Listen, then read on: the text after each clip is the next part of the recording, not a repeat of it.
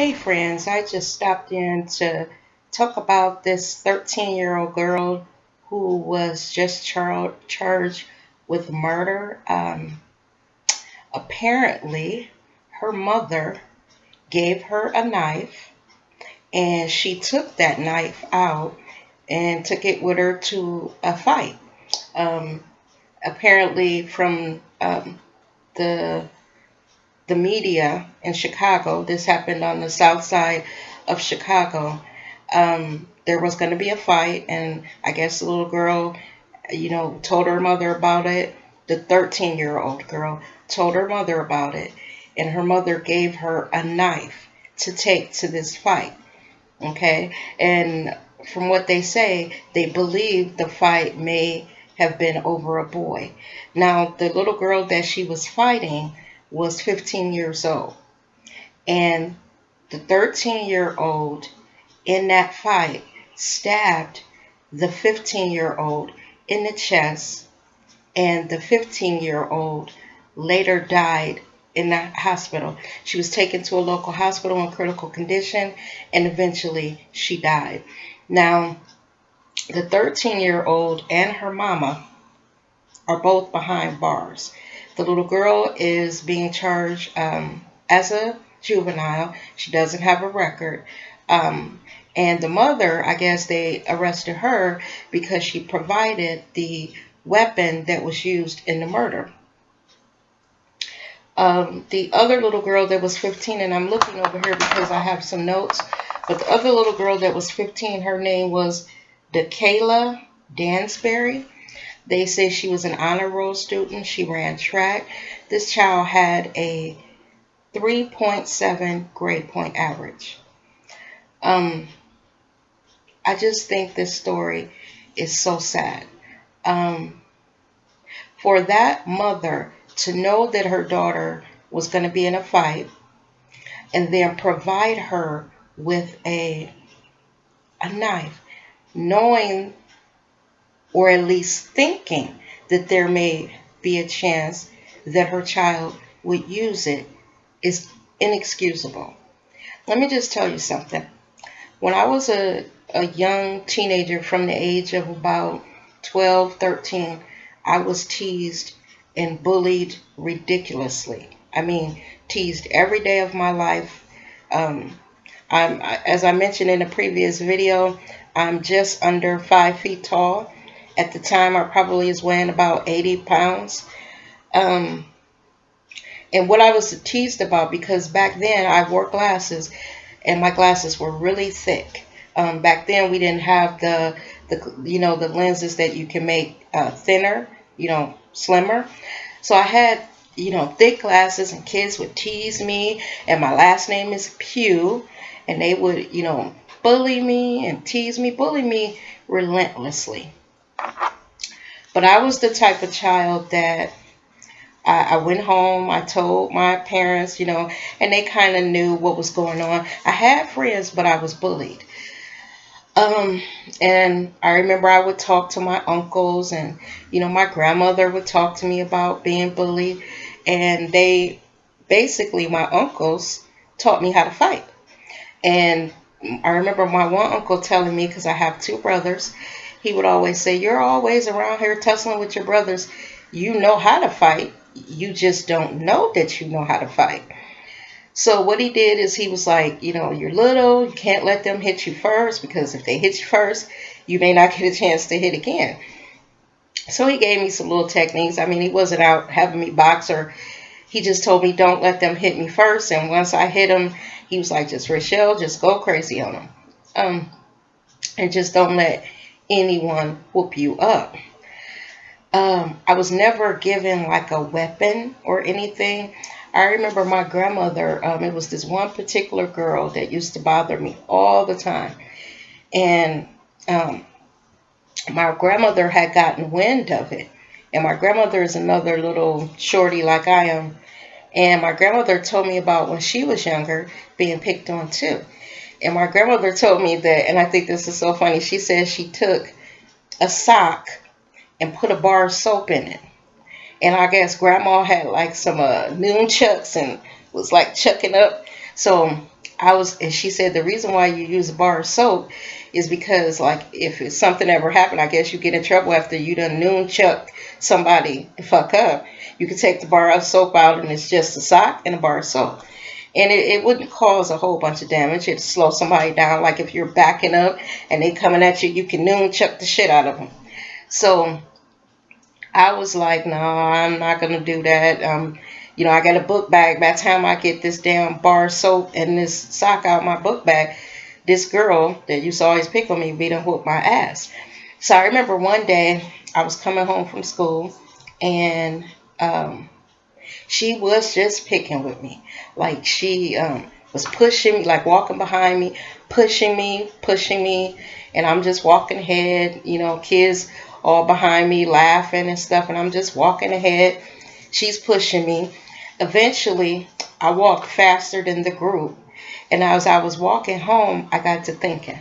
I said, if I do not fight this girl back, then she's going to pick on me forever. I mean, she started picking on me when I was maybe 12 years old. And I think by this time I may have been maybe 14. She actually lived on my street. So it was relentless. Anytime she saw me, she would bully me. I don't know why I didn't fight back. But this one particular day, when she was pushing me, she also like grabbed my glasses off my face and held them up in the air and wouldn't give them back. So what I did is I like walked ahead of the crowd, and when I got to my street, I lived like on two houses from the corner of the street. I would hurry up and went to my porch, put my book bag and books on the porch, and then I waited for her. I went back up to the corner and I waited for her to get to the corner. Excuse me. And what I was thinking, I said, well, we gonna fight today. I said, thinking, because I remember my grandmother and uncles, they were saying, well, if you get in a fight, they would always ask me, why don't you fight? And I was like, well, I don't know, I don't want to be fighting in school because I didn't want to get in trouble because my mother would have came up there and killed me. And I was like, I just didn't know why I didn't fight her back, why I let her just bully me. So this particular day, I guess this was a day for me where it was it. I wasn't taking anymore. And even though I was terrified, because this is how much this girl had bullied me. Her name was Robin Johnson. I'll never forget her to this day, and I'm 51 years old.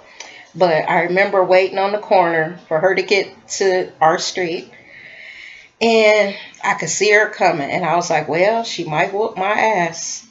But like my grandmother and my uncle say, she is not going to kill me. I'm just going to have a good ass whooping. Unlike these kids today. Okay. So this Robin Johnson gets to the corner of the street. And so I was waiting on her. And I just looked at her and I said, do you want to fight? And get this over with? And she was like, oh, you want to fight me? Oh, you big and bad. You know how it goes. You want to fight? So I was like, yeah, let's get this over with. And by that time, all the times that she had bullied me for 2 years, saying and embarrassing stuff in school, it had built up. So I guess this rage had built up in me. And I remember that my uncle said, and my brothers would say, don't let them hit you first, because if they hit you first, you may not get a chance to hit again. So while she was, selling wolf tickets, because, as we stood there, a crowd started to develop, and she was telling them what all she was going to do to me. Now, mind you, again, I'm only like 4'11". This girl was maybe 5'5" or 5'6". So while she's talking, I come up from the south and punch her in the nose. Now, what my brother told me is when you punch someone in the nose, immediately they're going to grab their nose and bend down because it's going to bleed. So as soon as I punched her in the nose, like all this blood started squirting out her nose. Now, remember, I'm coming from down south. I'm shorter than her. So when she grabbed her nose, my brother, also a shorty, said when she grabs her nose, then you go to town on her stomach. Just punch her in the stomach. He said because when you punch someone in the stomach, it takes their breath away. So I'm just drumming on her on the stomach. Wouldn't stop. I'm fighting in a fighting frenzy now because I figure if Robin Johnson recovers from that punch in the nose and me socking her to her in the stomach, she gonna fuck me up. So I just better keep doing it. But what happened is when I punched her in the nose and then I like drilling on her stomach, she fell down. And I guess by then I had lost my damn mind because I was thinking, I don't know why I was still thinking like she gonna get me. When she got on the ground, I guess I kicked her and started stomping her. By that time, the kids was like, okay, this is enough. Y'all, they broke us up.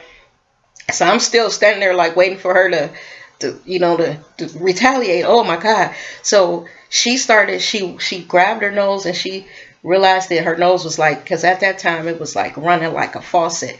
And she looked at her hand and she walked off and then she started running down the street. Now I'm still standing there like, she gonna get me, she gonna get me. So some of the boys in the neighborhood, they were like, Rachel, because everybody knew she had been, beating me up and, well, not beat me up because she would hit me, but we never actually had a fight. But they knew she had been picking on me for years. So the kids that I grew up in the neighborhood with, they were kind of happy that this happened. I was standing there like, oh, okay, okay. And they were like, you can put your hands down. You realize you whooped her ass. And I was like, what? What? Because it didn't dawn on me that I could beat her. And that I had whooped her ass.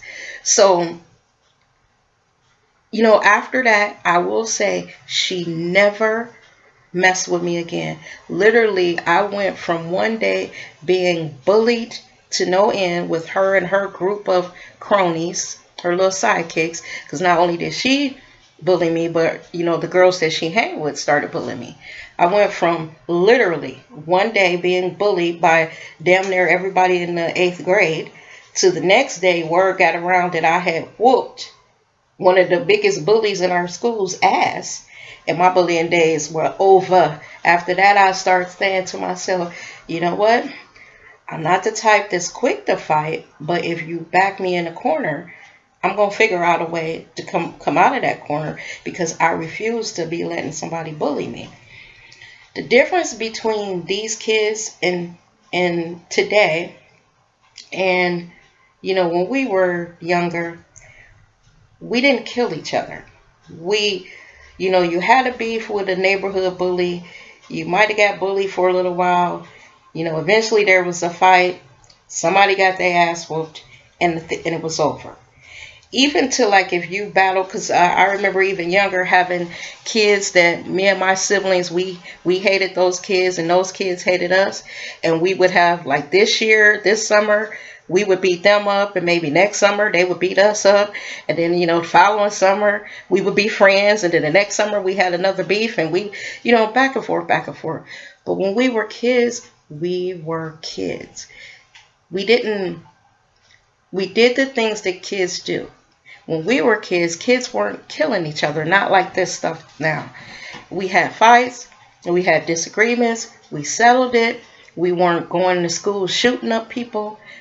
We weren't setting bombs off places. We just weren't doing all this stuff that they are doing today. I watched another YouTuber's video. Her name is Nay's Way, and she did a response video to Funky Dineva and the 20-somethings of today, and she made a good point. She's about the same age as my son.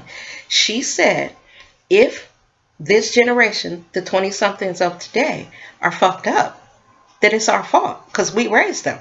And she's right. Even though we don't want to admit it, we raised these damn crazy ass kids. Mine included. Now, they're not out killing people, but they got issues.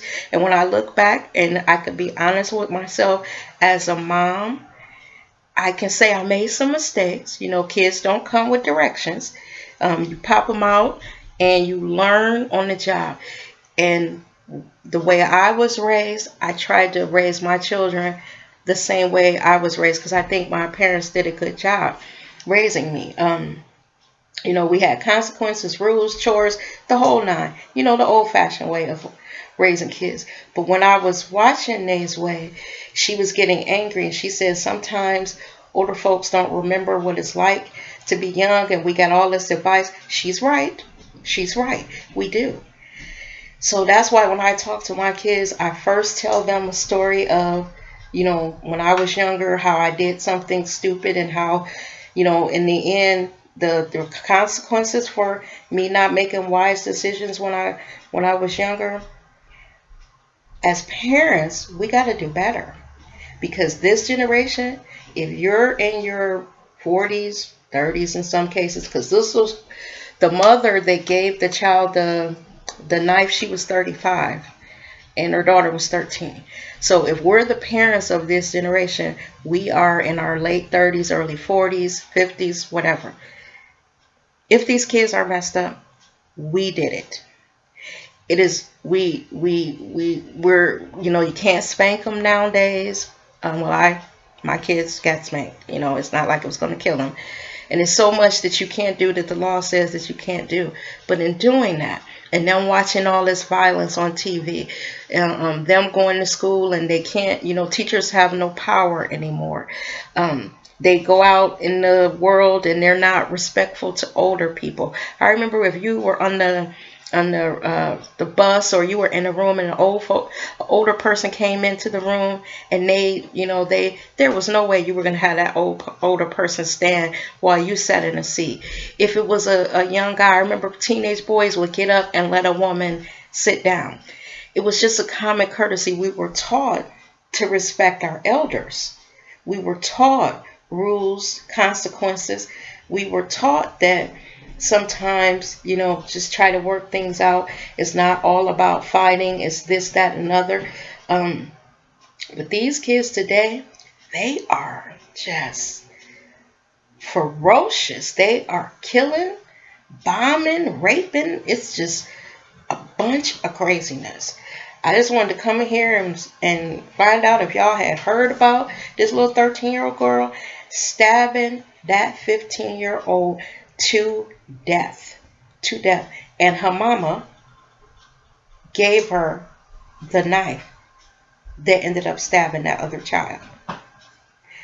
If you're a parent, do the best you can. It's as I said, parenting doesn't come with a handbook. You learn along the way. But if you teach them good basic things like being a good person and I know in today's world this is going to sound funny, but loving others and just as doing unto others as you would have them do to you. You got to teach them rules. You got to give them chores. I had chores. I hated it, but I had them. I raised my children with chores. This thing where when you come home from school, you do your chores and then you don't go outside. You ask, is it okay to go outside? Nowadays we give these kids too much damn freedom. We're too loose in our parenting, and I include myself in it because I even see the difference on the way I raise my 29-year-old and the way that I raised my 21-year-old. That 8-year difference, I was a different parent to my older child than what I was to my younger child, because by the time my younger child came around, I was older. I had lived a little bit more, and I was better able to parent. And with that, I just want to say, pray for the family. Pray for both families. Pray for the little girl, of course, the victim, because she didn't deserve to die. She was only 15 years old. So promising. Good student, track star, just a good kid, it sounds like. Pray for also the little girl that stabbed her, because now that it's happened and she's sitting in that jail cell, realizing that she took another child's life. Do you know what's going through her head? She knows that her shit is fucked now. She knows that.